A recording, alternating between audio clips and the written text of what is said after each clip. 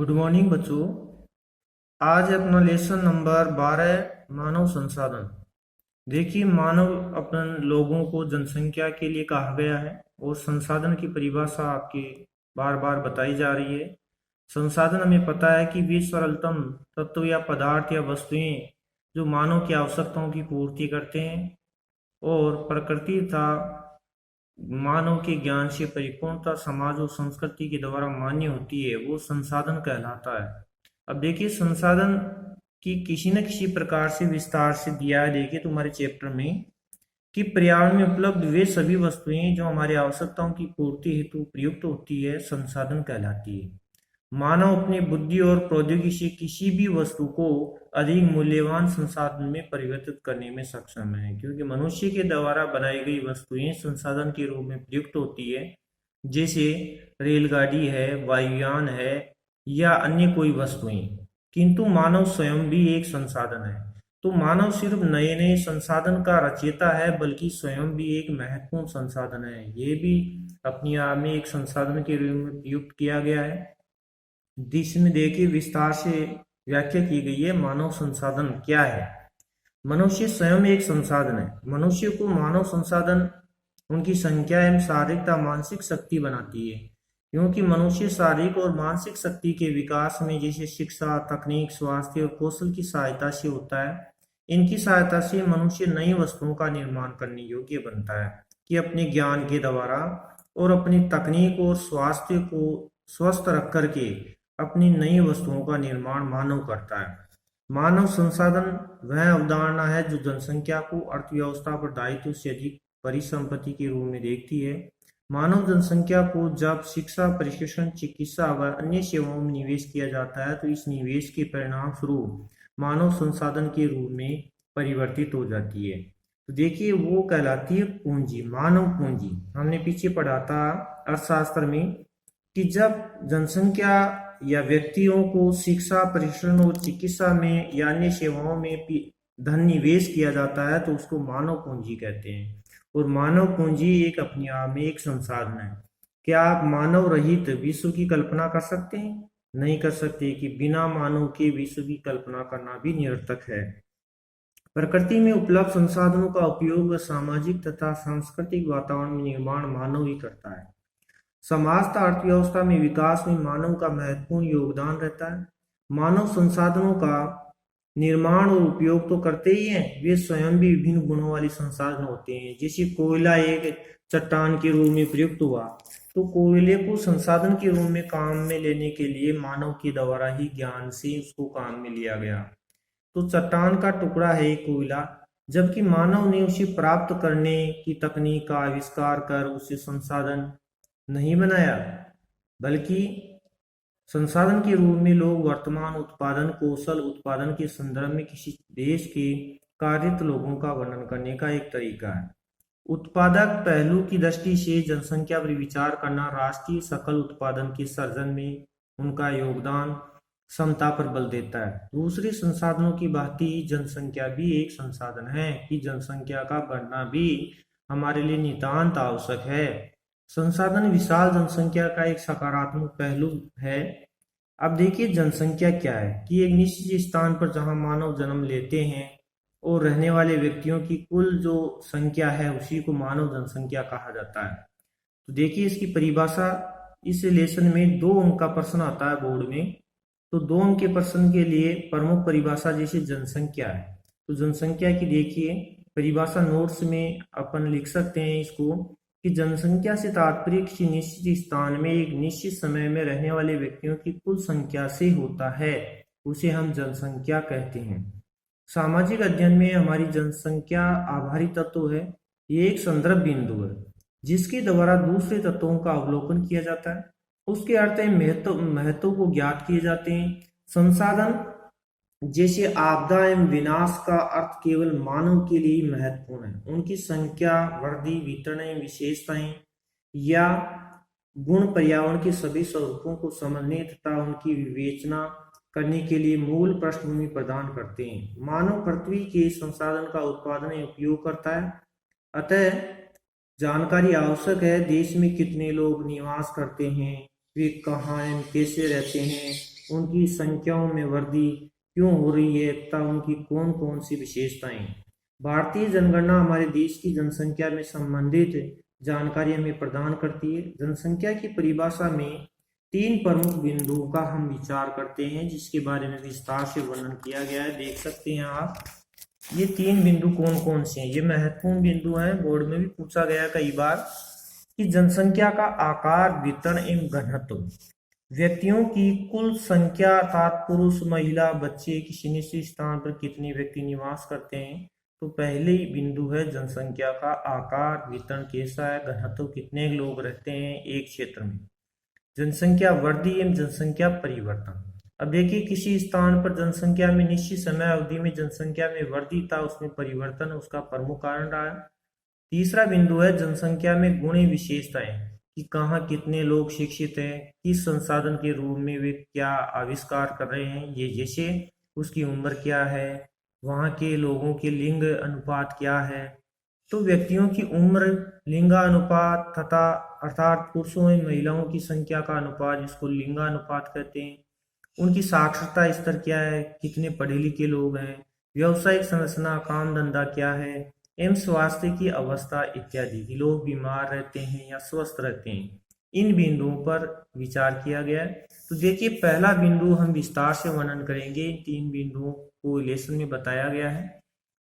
पहला बिंदु है जनसंख्या का आकार और वितरण, जनसंख्या कितने आकार में रहती है और किस जगह घनत्व ज्यादा है, किस जगह लोग कम रहते हैं। जैसे आपने सुना होगा कि अपने राजस्थान में, जैसलमेर में बहुत कम लोग रहते हैं, क्योंकि वहाँ पानी और व्यवसाय या किसी भी काम धंधा कम उपलब्ध रहता है।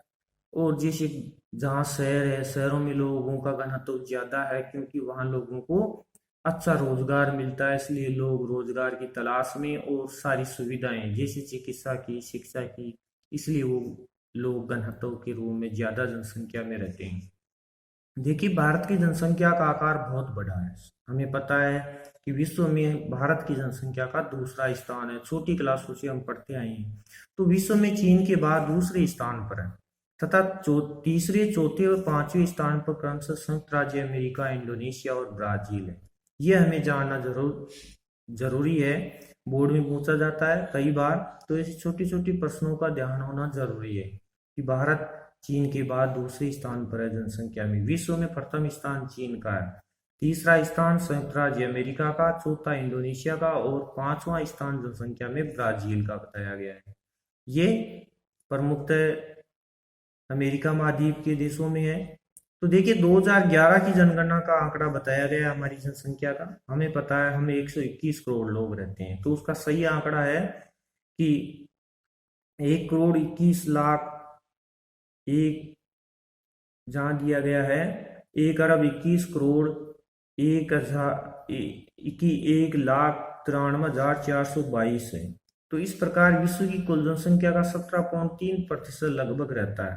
हमारा ये जो आंकड़ा है, हम यही बताते हैं 1.21 करोड़ या 121 करोड़, और इसके साथ में ये आंकड़े दिए गए हैं कि जहां है 1,21 करोड़ 1,93,422 कहेंगे, और वैसे सामान्यतः हम जानते हैं कि 1.21 करोड़ लोग हैं, यानी कि 1,21 करोड़। तो देखिए, 17.3% भूभाग है हमारा विश्व का। देखे जाए तो यह जनसंख्या भारत के 32.6 लाख वर्ग किलोमीटर है, ये हमारे क्षेत्रफल बताया गया है। तो विश्व के स्थलीय भूभाग का आंकड़ा निकाला जाए तो हमारा तो केवल भूभाग 2.4% ही है, तो विशाल क्षेत्र में असमान रूप से वितरित किया गया है। देखिए, हम इस सारणी से इसके आंकड़ों के बारे में जान सकते हैं। चीन प्रथम स्थान पर रखता है और इसकी 1,34 करोड़ जनसंख्या है। दूसरा स्थान भारत का है, इसकी 1,21 करोड़ है। ऐसी संयुक्त राज्य अमेरिका का देखिए, इसमें केवल 30.87 यानी 30 करोड़ 87 लाख की बताई गई है। तो हमारे चीन की 1 अरब से ऊपर चली गई है, संयुक्त राज्य अमेरिका की अभी 30 करोड़ ही हुई है। तो इस प्रकार इंडोनेशिया की 23 करोड़ जनसंख्या है, इस तरह से ब्राजील की 19 करोड़ है, पाकिस्तान की 18 करोड़ बताई गई है। तो इस प्रकार 18.48 करोड़ जो संख्या बताई गई है करोड़ों में बताई गई है। बांग्लादेश 16.44 करोड़ है, नाइजीरिया 15.83 करोड़ है, और रूसी गणराज्य की 14.04 करोड़ है, जापान की 12.81 करोड़ है, और अन्य देशों की बताई गई है। जोड़ करके विश्व में बताया गया है कि हम 690.87 करोड़ के लगभग विश्व की जनसंख्या का आंकड़ा बताया गया है। तो देखिए ये जो चित्र दिया गया है आपके लिए महत्वपूर्ण है। इस चित्र में हमारे भारत की, तो विश्व की जनसंख्या में भारत का भाग बताया गया है कि इतने भूभाग पर हम रहते हैं। तो 17.4% भूभाग ये भारत का है, और बाकी अन्य देशों का ये आंकड़ा बताया गया। अन्य देशों में छोटे छोटे देश अन्य आ गए हैं, और ये बड़ी भूभाग वाले देश, बड़ी जनसंख्या वाले देशों को बताया गया है। तो आपको ये महत्वपूर्ण चित्र है, इसके बारे में आप जान सकते हैं। और क्षेत्रफल की दृष्टि के लिए भी चित्र दिया गया है, ये भी बहुत ही अच्छा दिया गया है कि हमारा जो भूभाग है, भारत के पास जितना भूभाग है विश्व की जमीन का 2.4% है। देखिए 2011 की जनगणना में देश की सबसे अधिक जनसंख्या वाला राज्य बताया गया उत्तर प्रदेश। जीके के लिए, नोट्स के लिए महत्वपूर्ण बातें हैं, इसको नोट्स करना है हमें कि उत्तर प्रदेश हमारे अन्य राज्यों में सबसे ज्यादा जनसंख्या वाला राज्य है, जिसकी कुल जनसंख्या बताई गई है। देखिए आप इसका आंकड़ा निकाल सकते हैं कि 19,95,81,400 स्वतंत्र है। उत्तर प्रदेश देश की कुल जनसंख्या का 16.49% भाग निवास करता है। इसके विपरीत हिमालय क्षेत्र के राज्य जैसे सिक्किम है, सिक्किम की जनसंख्या केवल बताई गई है जो 6,07,688 बताई गई है। तो ये कुल जनसंख्या का 0.05% भाग बता रहे हैं सिक्किम का। अब देखिए लक्षद्वीप में केवल 64,429 लोग ही रहते हैं, कि वो जनसंख्या वहाँ बहुत कम है। तो ये हमारा केंद्र शासित प्रदेश है लक्षद्वीप। भारत की लगभग आधी जनसंख्या केवल 5 राज्यों में बताई गई है। 5 राज्यों में सबसे ज्यादा जनसंख्या निवास कर रही है भारत में, जिसमें देखिए प्रमुख उत्तर प्रदेश है, महाराष्ट्र, बिहार, पश्चिमी बंगाल और आंध्र प्रदेश। इन राज्यों में सबसे ज्यादा जनसंख्या है। तो जनसंख्या की दृष्टि से देखा जाए तो राजस्थान का 8वां स्थान है। ये महत्वपूर्ण बात है, महत्वपूर्ण प्रश्न बनता है बोर्ड के लिए कि राजस्थान का जनसंख्या की दृष्टि में कौन सा स्थान है। तो 8वां स्थान है। तथा क्षेत्रफल की दृष्टि से राजस्थान सबसे बड़ा राज्य है, कि राजस्थान के पास भूभाग बहुत बड़ा है, यानी कि हमारे यहाँ अन्य राज्यों में प्रथम स्थान रखता है भूभाग में राजस्थान अकेला, क्योंकि राजस्थान के पास भूभाग ज्यादा है। लेकिन जनसंख्या में देखा जाए तो उत्तर प्रदेश सबसे ज्यादा है। तो आपको देखिए बच्चों, ये मानचित्र अपने खरीद करके उसमें मानचित्र में सारे राज्यों के नाम अवस्थित करने हैं, और उनकी जनसंख्या करोड़ों में अवस्थित करनी है, ताकि आपका मैप राज्यों की स्थिति की आंकलन हो जाएगा, और इनकी जनसंख्या का भी आंकड़ा दिया गया है, वो भी आपको लिखना है। मैप आप खरीद सकते हो राजनीतिक सीमाओं वाला। तो भारत राजनीतिक मैप खरीद करके उसमें आपको ये राज्य बनने, उनकी जनसंख्या करोड़ों में लिखनी है। तो करोड़ों में लिखनी है, यानी कि ये पूरी जनसंख्या का आंकड़ा नहीं लिखना है, जिससे आपको राज्यों की अवस्थिति का पता लग जाएगा और आपके मैप तैयार हो जाएगा। कभी कभार बोर्ड में पूछा जाता है, हर वर्ष किसी न किसी राज्य का नाम पूछा जाता है, इसलिए आप इसको मानचित्र खरीदिए, और उसमें इस मानचित्र जो खाली मानचित्र है उसमें ये सारे भरना है, अपने राज्यों का नाम लिखना है शॉर्टकट में, और आंकड़ा केवल 2 पॉइंटों में लिखना है, करोड़ों में लिखनी है जनसंख्या, और बाकी ये विस्तार से आप ये इसको लिख सकते हो। तो देखिए आगे, इस मानचित्र से हमें राज्यों की जनसंख्या का पता लगता है। फिर देखिए कि हमारी 2011 की जनसंख्या बताई गई है, कि 2011 की जनगणना के अनुसार राजस्थान का आंकड़ा दिया गया है। देखिए जयपुर की सबसे ज्यादा जनसंख्या है, और सबसे कम नीचे देखा जाए सारणी में तो जैसलमेर की है। इस प्रकार इस आंकड़े में बताया गया है कि हमारे राजस्थान की जनसंख्या 6,86,21,012 है। तो इस प्रकार जो देश की कुल जनसंख्या का हमारे पास जो आंकड़ा बताया गया है वो बहुत कम है। आंकड़े में 5 पॉइंट कुछ बताया गया है, 5.67% भाग, तथा यह 3.42 लाख वर्ग किलोमीटर क्षेत्र पर है। असमान रूप से वितरित है। राजस्थान की सर्वाधिक जनसंख्या वाला जिला जयपुर है, जिसकी जनसंख्या 66,63,971 बताई गई है। तो इस प्रकार सबसे कम जनसंख्या वाला जिला जैसलमेर है, जिसकी जनसंख्या केवल बताई गई है 6,72,008 ही बताई गई है। तो सबसे इस सारणी में आप इसका आंकलन लगा सकते हैं। सारणी में लास्ट में देखो जैसलमेर का स्थान आता है जनसंख्या में, और सबसे पहले आता है जयपुर का। इस प्रकार स्थान जयपुर में जनसंख्या ज्यादा है। अब देखिए जनसंख्या वृद्धि कैसे बढ़ती है। जनसंख्या वृद्धि के बारे में बताया गया है कि किसी स्थान क्षेत्र पर जहां जनसंख्या बढ़ रही है तो उसका आंकड़ा दिया है। जनसंख्या वृद्धि का अर्थ होता है किसी विशेष समय अंतराल में, जैसे 10 वर्षों में किसी देश या राज्य या स्थान के निवासियों की संख्या में परिवर्तन होता है। इस प्रकार के परिवर्तनों को दो प्रकारों में व्यक्त किया जाता है। पहला सापेक्ष वृद्धि तथा दूसरा प्रतिवर्ष या प्रति 10 वर्ष में होने वाली प्रतिशत परिवर्तन के द्वारा होता है। किसी स्थान की जनसंख्या में वृद्धि या किसी जन्म और मृत्यु के अंतर एवं प्रवसन के कारण होती है। प्रवसन का मतलब है एक स्थान छोड़ करके दूसरे स्थान में जाना।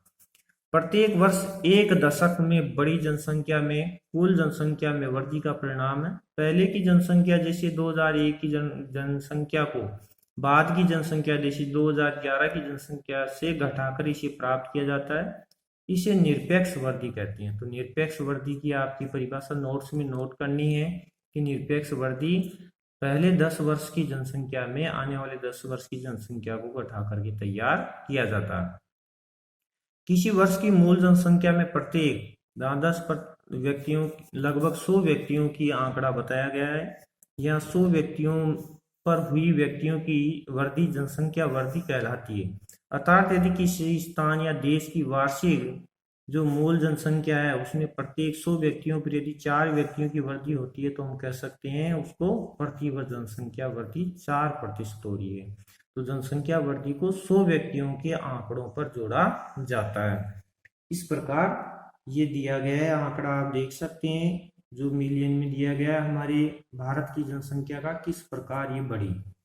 तो भारत की जनसंख्या का ये एक आंकड़ा दिया गया है। देखिए इससे आप आसानी से पहचान कर सकते हैं कि भारत की जनसंख्या 1951 में 3,610 मिलियन से बढ़कर 2011 में 1,210.19 मिलियन हो गई है।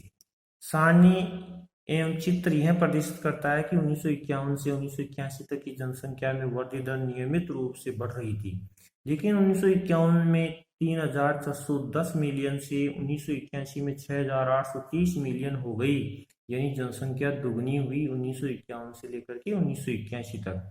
ये जनसंख्या में तीव्र वृद्धि की व्याख्या करता है, परंतु 1981 में वृद्धि दर धीरे धीरे कम होने लगी, यानी कि हमने जनसंख्या पर नियंत्रण करना प्रारंभ कर दिया।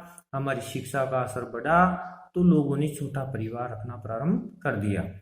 इस दौरान जन्म दर में तेजी से कमी आई, यानी जैसे जन्म लेने वाले बच्चे थे उनमें परिवार बढ़ना कम हो गया। अब लोग किसी न किसी प्रकार से जन शिक्षा का प्रभाव बढ़ने के कारण परिवारों को सीमित रखने लग गए।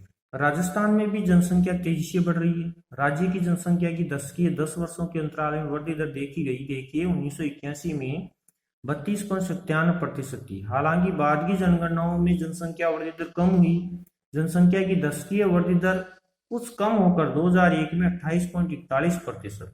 फिर देखिए 2011 में आंकड़ा निकाला तो 21.44 हुई, यानी कि शिक्षा का प्रभाव बढ़ा तो वृद्धि दर 28 से 21% आ गई। इसके बावजूद भी यह भारत की 2011 की दशकीय वृद्धि 17.64% से बहुत अधिक है। तो राजस्थान में 2001 से 2011 में जनसंख्या वृद्धि दर में बाड़मेर जिले में सबसे ज्यादा रही। देखिए 32.55, क्योंकि बाड़मेर में शिक्षा का प्रभाव कम है। फिर गंगानगर जिले में 10.6% सबसे कम रही।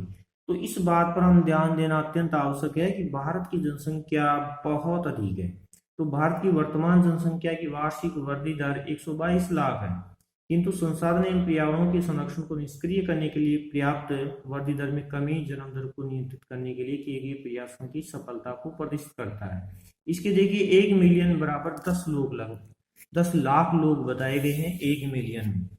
तो यहाँ इसके उपरांत भी जनसंख्या वृद्धि जारी है। 2045 तक भारत चीन को पीछे छोड़ते हुए विश्व में सर्वाधिक जनसंख्या वाला देश बन सकता है। कि हमारी वर्तमान जनसंख्या 2011 में 17.6% वृद्धि दर हो रही है, 100 व्यक्तियों पर 17.64% बढ़ रही है। यानी कि 17.64% से अगर बढ़ती रही तो 2045 का आंकड़ा यही बताता है कि हम दुनिया में नंबर 1 हो जाएंगे, चीन से आगे निकल जाएंगे। किंतु अब 2021 का आंकड़ा आएगा, उसमें अपनी वृद्धि दर कितनी है वो हमें नए आंकड़े में पता चलेगी, हमने सीमित की है या उतनी है हमारी। जैसे पहले 28 थी, यानी कि 1900 हमने पढ़ा है कि 1981 में 32.97% थी। फिर देखिए 2001 में 28% लाए हम जनसंख्या वृद्धि दर को, फिर 2011 में 21% आ गई, और दशकीय वृद्धि दर देखा जाए तो 17.64% आ गई। यानी हमने जनसंख्या वृद्धि दर को सीमित करना प्रारंभ कर दिया है।